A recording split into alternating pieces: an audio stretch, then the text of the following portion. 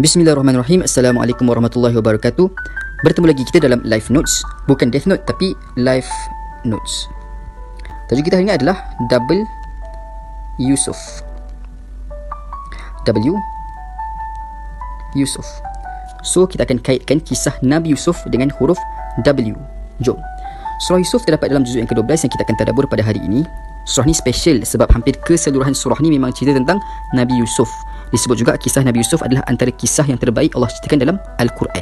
Allah sendiri cakap dalam ayat yang ketiga, A'udzubillahi minasyaitonirrajim, Nahnu naqussu 'alaika ahsanal qasas. Kami ceritakan padamu sebaik-baik kisah. Apa yang terbaik sangat tu? Jom kita tengok. Secara ringkas, Nabi Yusuf ada 12 orang adik-beradik berlainan ibu, daripada berlainan ibu tapi ayah yang sama, iaitu Nabi Yaqub ataupun Israel. Kalau ikutkan adik-beradik Nabi Yusuf yang sama bapa dan sama ibu hanyalah Bunyamin. Yang lain-lain semua daripada ibu yang lain. Basically, kisah Nabi Yusuf ni terbahagi kepada 5 episod. Yang pertama, dia antara anak yang paling disayangi oleh ayahnya Nabi Yaqub, dan ini yang buatkan adik-beradik dia yang lain sangat cemburukan dia. Nak dipendekkan cerita, diorang plan untuk singkirkan Nabi Yusuf dengan membuangnya ke dalam sumur ataupun perigi. Dan diorang buat betul-betul benda ni. Waktu tu Nabi Yusuf kecil lagi. Bila diorang balik rumah, diorang kata kat Nabi Yaqub bapa diorang yang Yusuf dah diserang serigala.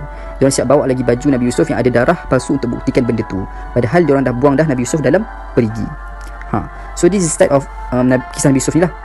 Permulaan dia sangat tragis. Episod kedua ni dah sangat tragis untuk dia. Okey lah, first episode dia masih lagi bersama dengan family, masih okey. Tapi episod yang kedua, dia jatuh di bawah. Orang buat jahat pada dia.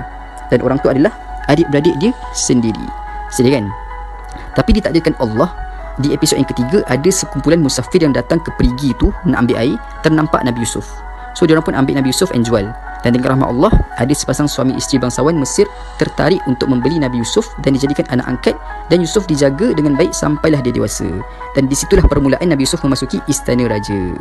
Dan nak dijadikan cerita lagi, Nabi Yusuf ni kacak orangnya sampai ramai perempuan tertarik dengannya, termasuklah isteri bangsawan yang cuba menggoda dia.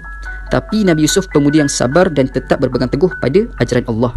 Akhirnya bila digoda oleh isteri bangsawan atau raja tu tadi, dia menolak, dan perkara ini membuatkan dia dipenjara.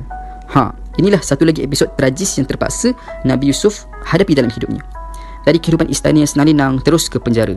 Di situlah dia mentakwilkan mimpi, and to cut it short lagi, akhirnya dia dibebaskan kerana berjaya mentakwilkan mimpi raja, dan diangkat menjadi menteri atau penguasa lah di Mesir tu. Okay, the end. Happy ending story. Sangat best kalau kita betul-betul telusuri perjalanan hidup Nabi Yusuf ni. Tak mudah, banyak liku-liku. Okay. Perkara inilah yang membawa kita kepada tema utama surah ni, iaitu setiap aturan Allah terhadap segala urusan berbeza dengan pandangan manusia yang kerdil ni. Okay. Kita lihat dari awal. Kalau kita nak senang ingat, kisah Nabi Yusuf ni umpama huruf W. So inilah W, kisah Nabi Yusuf. Okay.